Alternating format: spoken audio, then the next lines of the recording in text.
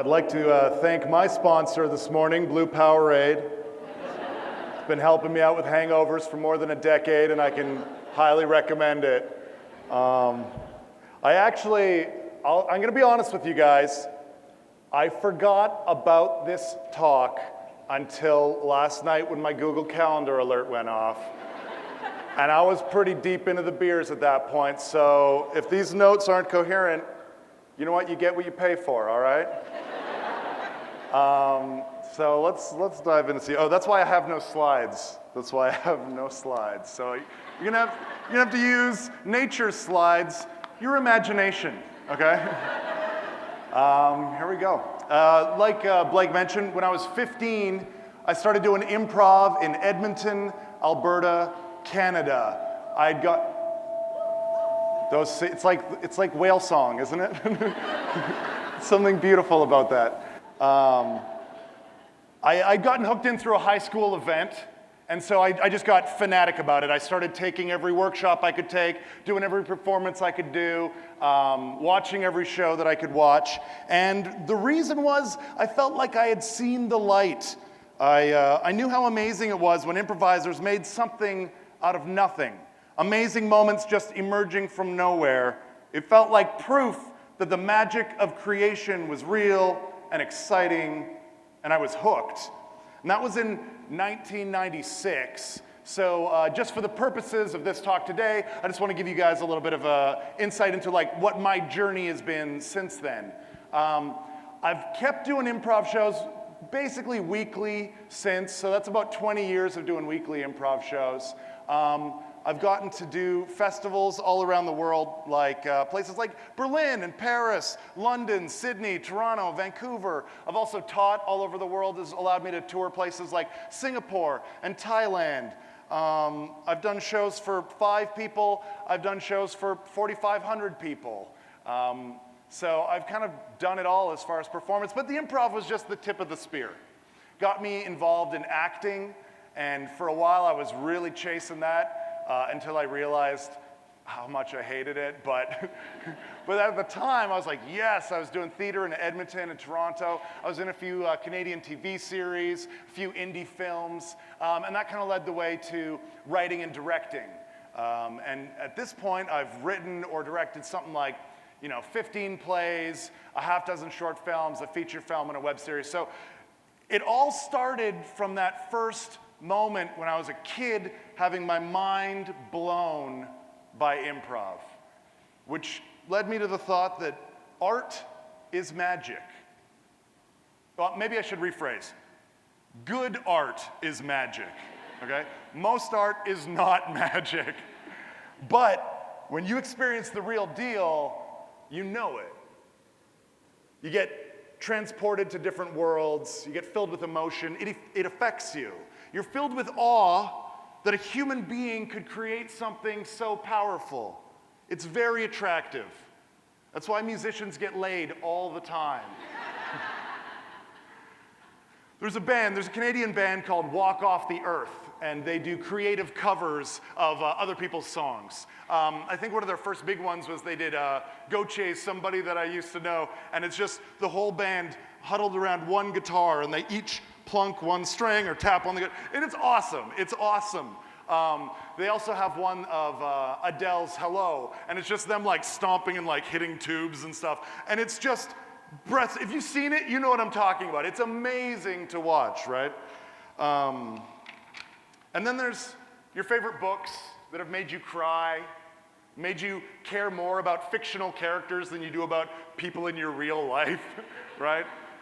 Your favorite movies have made you laugh so hard or jump out of your seat or feel like you want to do something, feel inspired because you connected to their message.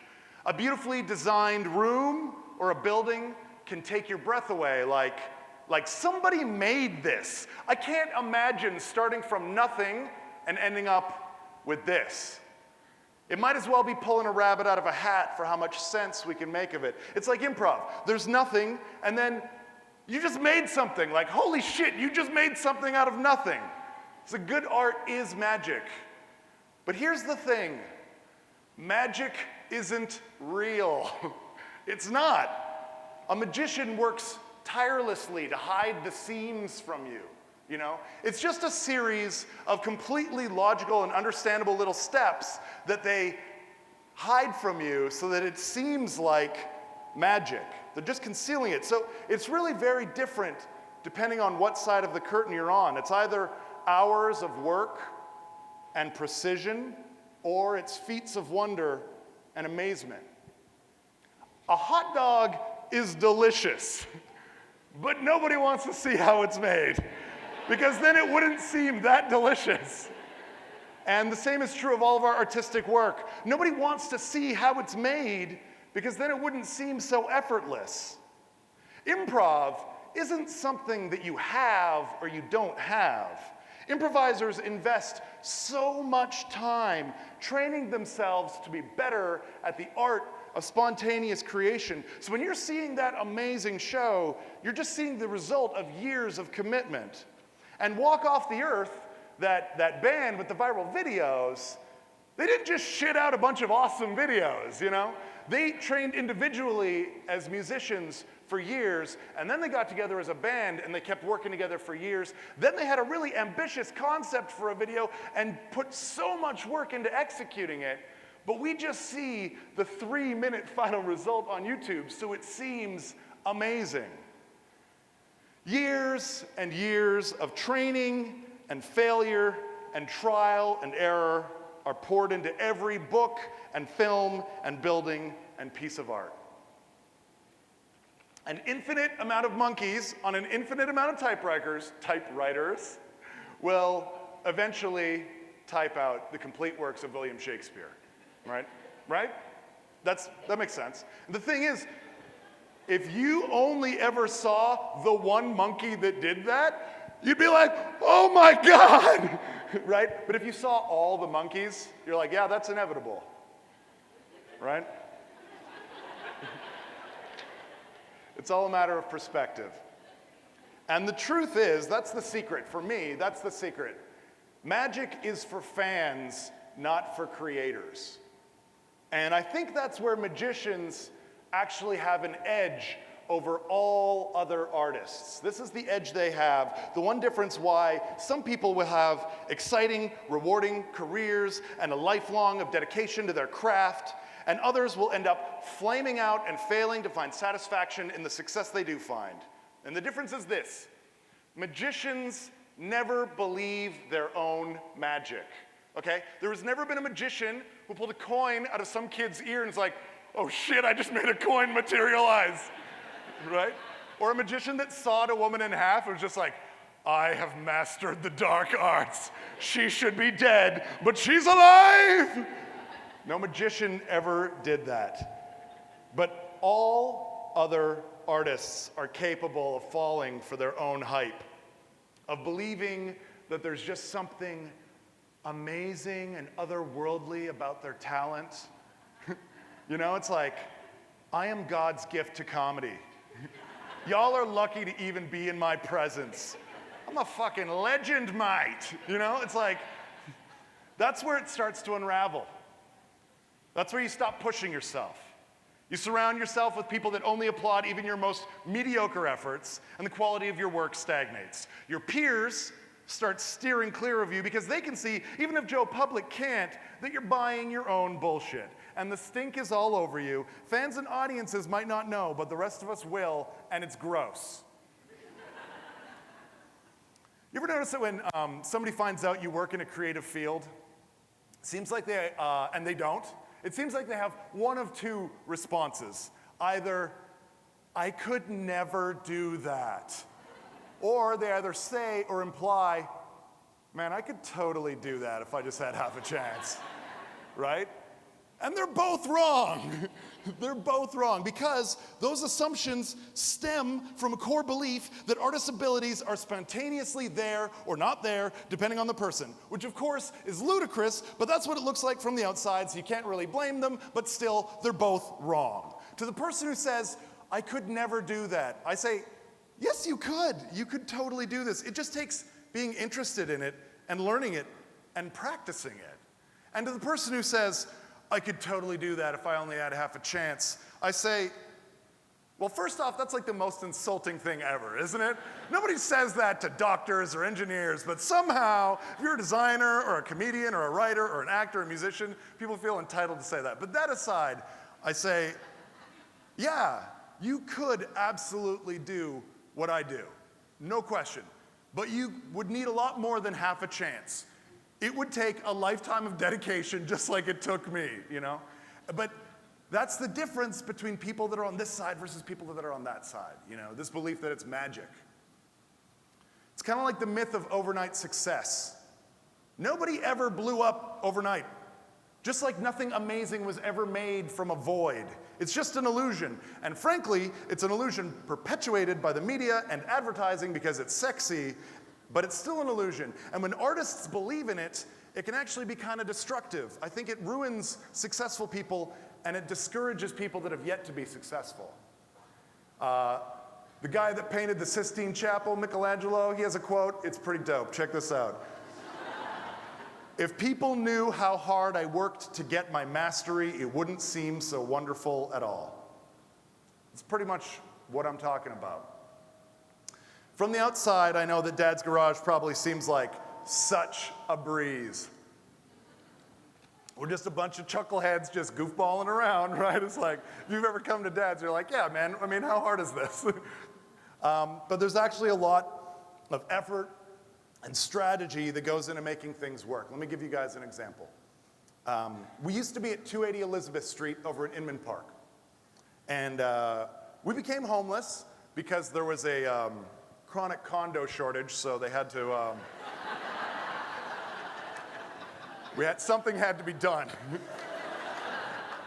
And Dad's Garage was sacrificed on the altar of that. So we started looking for a new home.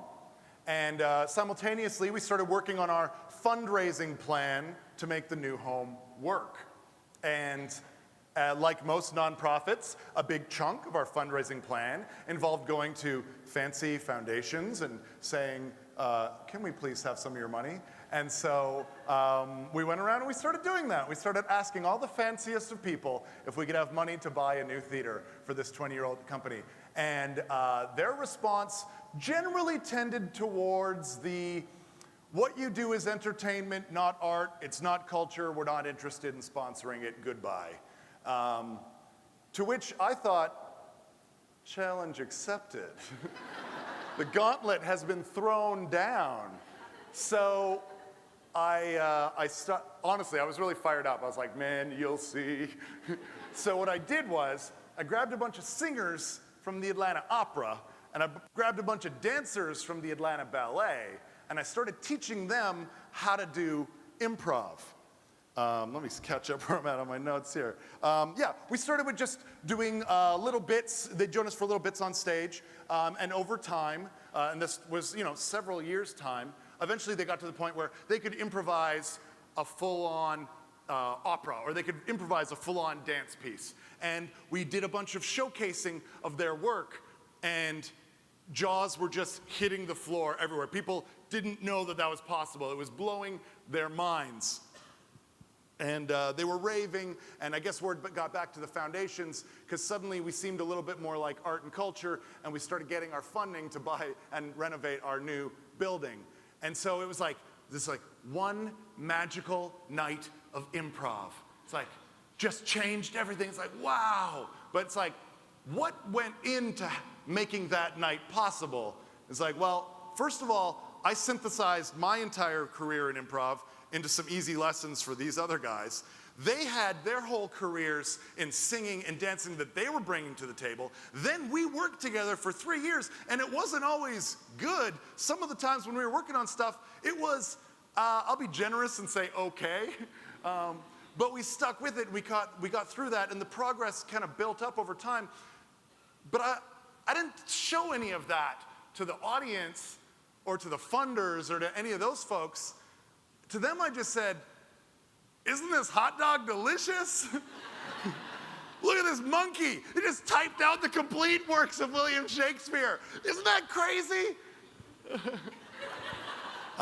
It's only with you guys, kind of my creative peers, that I feel like I could be more honest about what I think the DNA is that makes up amazing creative work, in my opinion. And as far as I can tell, it's just effort, dedication, and getting enough goes at bat. That's it. So I do realize that at this point, I'm coming across as the boringest creative guy ever. I imagine there's probably folks out here that are thinking like, way to transform my hopes and dreams into a series of ones and zeros, you asshole. What about the wonderment, the mystery? What about that joy you felt when you were a boy and you first saw improv? It seems to me like you're saying that making a baby has everything to do with sperm and ovaries and nothing to do with the magic of life. But that's not what I'm saying. That's actually not what I'm saying, I promise you. Because miracles, those magic moments, they do exist, but they're hiding in the cracks of our day-to-day work, completely unseen by most. But that doesn't mean they're not there. The real stuff happens when you're on your own, writing or designing or editing or painting or whatever you do, and in a flash of inspiration, you think, what if I did it like this time? And you make a little creative leap. Or you combine two ideas that have never been combined before. Or you challenge some assumption of how it's supposed to be done. Or you decide to take a left when you've always ever taken a right just to see what's over there. That's where the magic is. That's the key. You take a risk to see what's over there. And you dare to try something differently because you're curious. You're looking for something new. And it takes courage. It's terrifying. But that's where the magic really is, and anyone that's peeked behind the curtain knows that. Audiences and fans and critics and everybody else will always think that the magic is in a powerful, finished product. But artists, and I know it's tempting to think that way because it's simpler and it's easier and it's sexier, but artists know that the magic is in the decisions you make in the process. It's those innocuous little what-if thoughts combined with the bravery to actually see it through that has led to every amazing piece you've ever created or experienced. It takes time, it takes space, and it takes risk. And the reason it takes courage is because there's a good chance it won't work. That's what happens when you try something different. And nobody likes failing. I don't care how much game anybody here talks about failure being an essential part of the creative process, or what companies you're at that are talking about how much they embrace failure. You can say that as much as you want. It sucks. It sucks so bad. That sinking feeling when you realize it's not going to work. It's terrible. Failure will never stop feeling like you're falling through a manhole into a puddle of sewage. And then what you have to do is you got to get better at picking yourself up and brushing yourself off and continuing on with some semblance of dignity. But more than that, you actually have to get better at directing yourself back towards that danger, because it's by going towards those manholes, that's the only way that we're going to make something good and worthwhile. So I think it's worth it, though, the danger and the risk, because you might be able to make something that blows somebody's mind. Like I got my mind blown when I was a kid. Maybe you could write a song that some couple somewhere, it's their song now. Or maybe you'll write a poem that some teenager goes, somebody gets it. Or maybe you're going to take a photograph that changes the world. I don't know what it is. But I do hope that if you take anything away from this morning, it's this. Don't believe in magic. It's not real. Take risks, be brave, make magic. It's absolutely real. And spoiler alert, I did not write this last night when I was drunk. I've been working on this for a few weeks, all right? Thank you, guys. Thank you.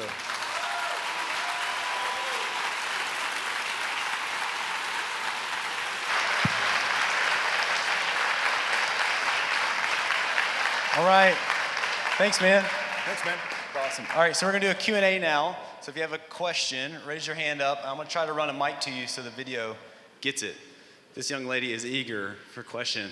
That's trouble. Just kidding. All right. It's actually not.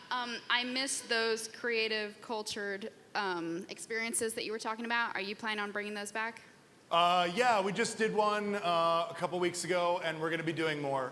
So there's going to be all kinds of that. That kind of stuff is actually getting kind of woven into the fabric at Dad's. In fact, to the extent that some of the opera singers have actually like joined our company, not as singers, but as improvisers that can sing, because we've been working with them for like 3 years at this point. Yeah, come check it out. Not supposed to be selling though. No more questions like that. That's okay. Anybody? Anybody? All right, peace.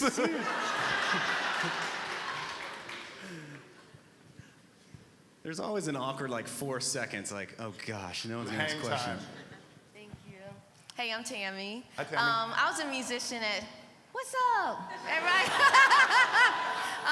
I was a musician at Whole World Theater for 6 years, and I'm surprised I hadn't met you before. But I did an improv Easter play at my church. I told them we're gonna improv. I don't know if any of you guys saw War Room, but it was a movie about like a lady who would go into a certain room in our house and pray. So I did an improv Easter play, and nobody wanted to be in the play, like nobody at church. So I handpicked everyone. We did the improv Easter play, and guess what?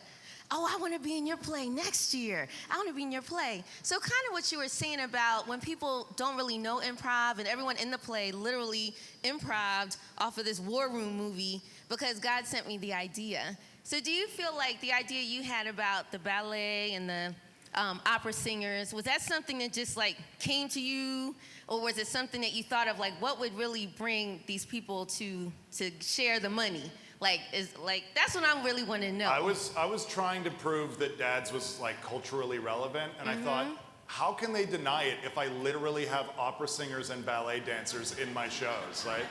I was just like, I just wanted to paint them into a corner. That's cool. You have more ideas like that that are coming? Yeah, I got a bunch. I'll write them down and I'll give them to you after the show. Please do. Yeah. And if you need a musician, I am for hire, okay? An improv musician, because I can just sit down and play. I don't have to, Oh, wrap it up. He said wrap it up. Wrap it up. Come holler at me at Dad's Garage. More questions. I can just give it back to her.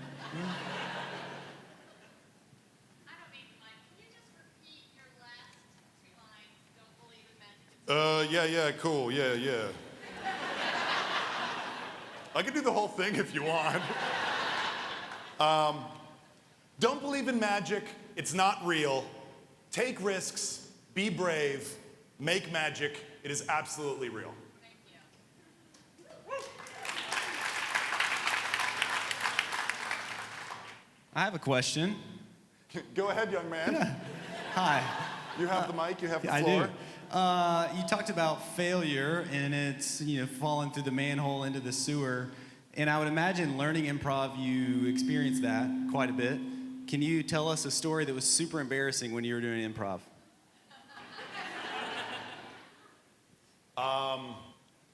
Yes. Oh, man.